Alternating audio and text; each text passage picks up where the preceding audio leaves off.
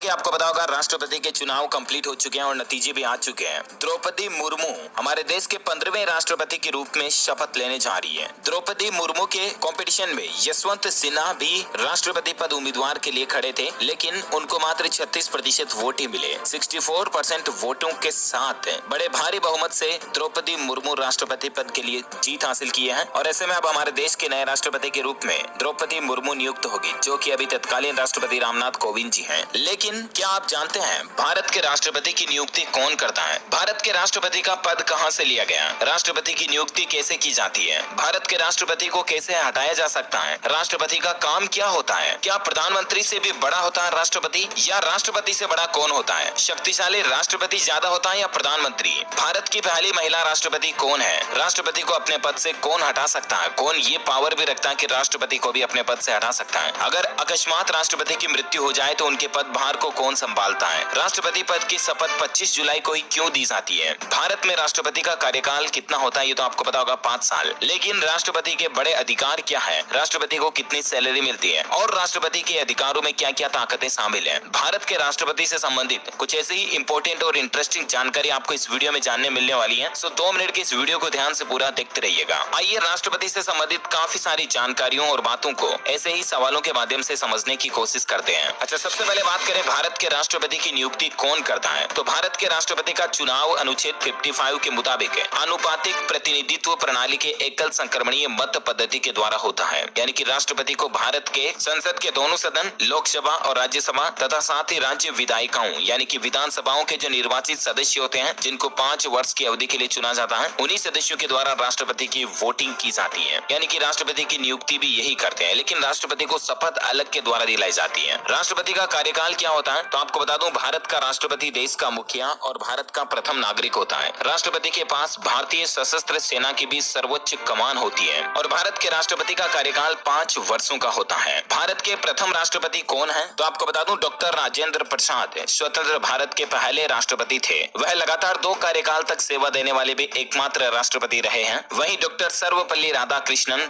दूसरे राष्ट्रपति थे। भारत के राष्ट्रपति का पद कहां से लिया गया? तो आपको बता दूं, भारतीय संविधान में राष्ट्रपति का पद ब्रिटेन के संविधान से लिया गया। इन दोनों देशों के प्रमुखों में मूलभूत अंतर यह है कि ब्रिटेन के प्रमुख का पद वंशानुगत होता है, लेकिन जबकि भारत का राष्ट्रपति एक निर्वाचित मंडल द्वारा निर्वाचित किया जाता है और इसी अंतर के कारण भारत को प्रजातांत्रिक गणतंत्र कहा जाता है। अच्छा, अब बात करें राष्ट्रपति को शपथ कौन दिलाता है? तो आपको बता दूं, भारत के राष्ट्रपति को देश के चीफ जस्टिस शपथ दिलाते हैं, यानी कि जो सुप्रीम कोर्ट के सर्वोच्च न्यायालय के न्यायाधीश जो होते हैं, उनके द्वारा शपथ दिलाई जाती है। चीफ जस्टिस की अनुपस्थिति में सुप्रीम कोर्ट के सीनियर मोस्ट चीफ जस्टिस भी राष्ट्रपति को शपथ दिला सकते हैं। संविधान के अनुच्छेद 60 में राष्ट्रपति को शपथ दिलाने को लेकर स्पष्ट रूप से उल्लेख किया गया है। वहीं भारत के उपराष्ट्रपति को पद की शपथ कौन दिलाता है? तो उपराष्ट्रपति को शपथ माननीय राष्ट्रपति दिलाते हैं। अच्छा, भारत के राष्ट्रपति को हटाया कैसे जा सकता है? तो महाअभियोग प्रक्रिया के द्वारा हटाया जा सकता है। ये एक ऐसी प्रक्रिया है जिसका इस्तेमाल राष्ट्रपति और सुप्रीम कोर्ट या हाई कोर्ट के जजों को हटाने के लिए किया जाता है। इसका जिक्र भारत के संविधान के अनुच्छेद 61, 124, 4, 5, 217 और 218 में मिलता है। महाअभियोग प्रस्ताव तब लाया जा सकता है जब संविधान का उल्लंघन, दुर्व्यवहार या अक्षमता साबित हो गई हो। अच्छा, आपसे कोई पूछे कि राष्ट्रपति का काम क्या होता है, तो आप क्या जवाब दोगे? आपको बता दूं, राष्ट्रपति संसद का एक अभिन्न अंग होता है। उसके हताशा से ही कोई कानून बनता है, यानी कि किसी भी देश में किसी भी तरह के कानून को नए बनाने के लिए या मॉडिफाई करने के लिए, संशोधित करने के लिए राष्ट्रपति के सिग्नेचर होना जरूरी है। राष्ट्रपति लोकसभा का प्रथम सत्र को संबोधित करता है तथा संयुक्त अधिवेशन बुलाकर अभिभाषण देने की शक्तियां भी रखता है। राष्ट्रपति को संसद सत्र आहूत, सत्रावसान करना एवं लोकसभा को भंग करने की शक्ति, ताकत भी राष्ट्रपति के पास होती है। एक सवाल और आपने जरूर सोचा होगा कभी न कभी तो मन में कि हमारे देश में प्रधानमंत्री बड़ा होता है या राष्ट्रपति बड़ा होता है, मतलब कि ज्यादा शक्तियां किसके पास है, शक्तिशाली ज्यादा कौन है? तो आपको बता दूं, भारत में सबसे ज्यादा शक्तिशाली कौन है? इस सवाल का जवाब एक शब्द में देना चाहे तो उसका जवाब है प्रधानमंत्री। भले ही संविधान में भारत का राष्ट्रपति भारत का सर्वोच्च नागरिक होता है और वहाँ नाम मात्र का शासन होता है, परंतु प्रधानमंत्री के पास राष्ट्रपति को हटाने की भी शक्ति प्राप्त है। अपने मंत्रिमंडल को परामर्श देकर एवं संसद में विधेयक पारित कर प्रधानमंत्री राष्ट्रपति को भी अपने पद से हटा सकता है। तो ऐसे में प्रधानमंत्री से कौन बड़ा होता है? तो प्रधानमंत्री से भी ज्यादा बड़ा कद प्रशासनिक लेवल से देखा जाए तो ज्यादा बड़ा कद, ज्यादा बड़ा पद जो है वो राष्ट्रपति का होता है, लेकिन प्रधानमंत्री के पास भी शक्तियां और भी ज्यादा होती हैं। तो कुल मिलाकर के प्रधानमंत्री और राष्ट्रपति दोनों ही इक्वल पावरफुल पोस्ट हैं। जहां प्रधानमंत्री के बिना राष्ट्रपति का काम नहीं चल सकता, तो वहीं राष्ट्रपति के बिना प्रधानमंत्री का काम भी नहीं चल सकता है। भारत के प्रधानमंत्री को कौन हटा सकता है? तो यदि प्रधानमंत्री संसद में बहुमत खो देते हैं तो राष्ट्रपति को यह संविधान द्वारा अधिकार है कि वे उनको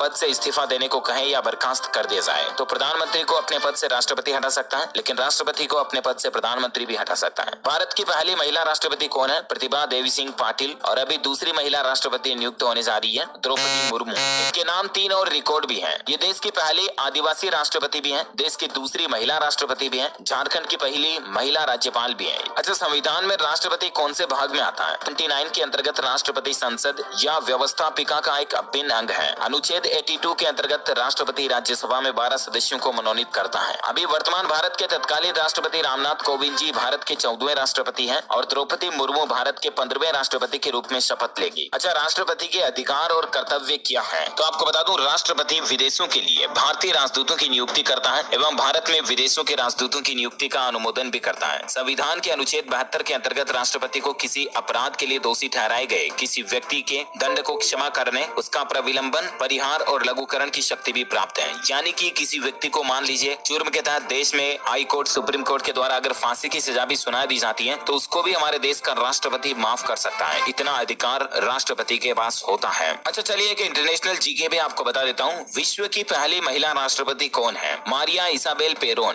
जो कि अर्जेंटीना की महिला राजनेता थी, जो साल 1974 से 1976 तक अर्जेंटीना के राष्ट्रपति के पद पर पदासीन रही और वे विश्व की पहली महिला थी जो किसी देश की राष्ट्रपति बनी, अर्जेंटीना की। चलिए अब राष्ट्रपति के बारे में कुछ और इंटरेस्टिंग बातें जानते हैं। आपको बता दूं, मुर्मू वर्तमान राष्ट्रपति रामनाथ कोविंद जी की जगह लेगी, जिनका कार्यकाल 24 जुलाई को समाप्त हो रहा है और ऐसे में 25 जुलाई को द्रौपदी मुर्मू का शपथ ग्रहण समारोह होगा। लेकिन आपके मन में एक सवाल ये भी आ रहा होगा दोस्तों कि हर बार 25 जुलाई को ही राष्ट्रपति की शपथ क्यों दिलाई जाती है? तो इसके पीछे भी एक बड़ी इंटरेस्टिंग वजह है। हालांकि ऐसा कोई प्रावधान भारत के संविधान में उल्लेख नहीं है। दरअसल साल 1977 में नीलम संजीव रेड्डी, जो कि भारत के पहले निर्विरोध राष्ट्रपति चुने गए थे, उन्होंने 25 जुलाई 1977 को राष्ट्रपति पद की शपथ ली थी और उसके बाद से ही ये परंपरा बन गई कि सभी राष्ट्रपति को शपथ 25 जुलाई को ही दिलाते हैं। भारत के राष्ट्रपति का अधिकार हमारे देश में ठीक वैसे होता है जैसे ब्रिटेन की महारानी का होता है, जिसका काम आलंकारिक अधिक होता है। राष्ट्रपति देश के राजनीतिक संस्थानों के काम की निगरानी करता है ताकि राज्य के उद्देश्यों को हासिल करने के लिए मिलजुल कर काम किया जा सके। अगर देश के संविधान में पढ़ेंगे तो ऐसा लगेगा कि ऐसा कुछ नहीं है जो राष्ट्रपति नहीं कर सकता है। अनुच्छेद 53 के तहत संघ की कार्यपालिका शक्ति भी राष्ट्रपति में निहित होती है। राष्ट्रपति इसका प्रयोग संविधान के अनुसार स्वयं या अपने अधीनस्थ अधिकारियों के माध्यम से कर सकता है। और भी राष्ट्रपति को कई सारे अधिकार प्राप्त हैं, जिनकी लिस्ट भी आप यहाँ देख सकते हैं, क्योंकि अभी मैं एक एक को बोलूंगा तो काफी ज्यादा समय लग जाएगा। कुल मिलाकर के हमारे देश का राष्ट्रपति यूं समझ लीजिए वो सब कुछ कर सकता है जो कोई और राजनेता या बड़े से बड़ा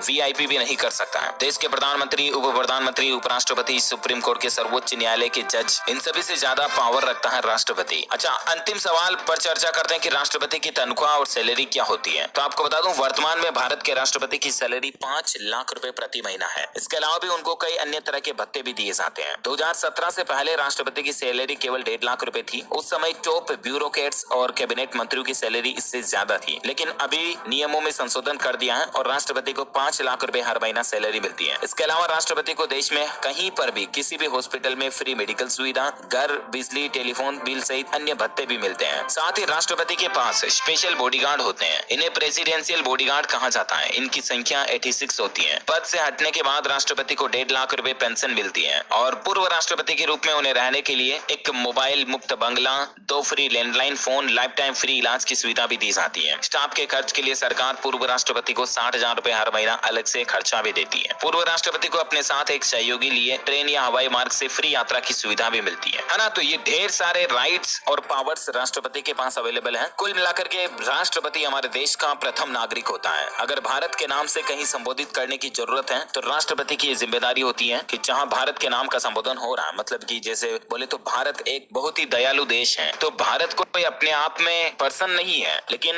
यहाँ भारत को डिफाइन किया जा रहा है। यहाँ राष्ट्रपति की छवि उस डेफिनेशन में हाईलाइट होती है। ओके, तो उम्मीद है दोस्तों राष्ट्रपति को लेकर कुछ जनरल नॉलेज और इन्फॉर्मेटिव बातें आपको जरूर जानने मिली होगी। और भी आपके मन में ऐसे कोई सवाल है या और आप किस टॉपिक पर वीडियो जानना चाहते हैं तो मुझे नीचे कमेंट करके बताइएगा। इसी तरह से डिटेल्ड और एजुकेशनल इन्फॉर्मेटिव वीडियो अपने मोबाइल पर देखते रहने के लिए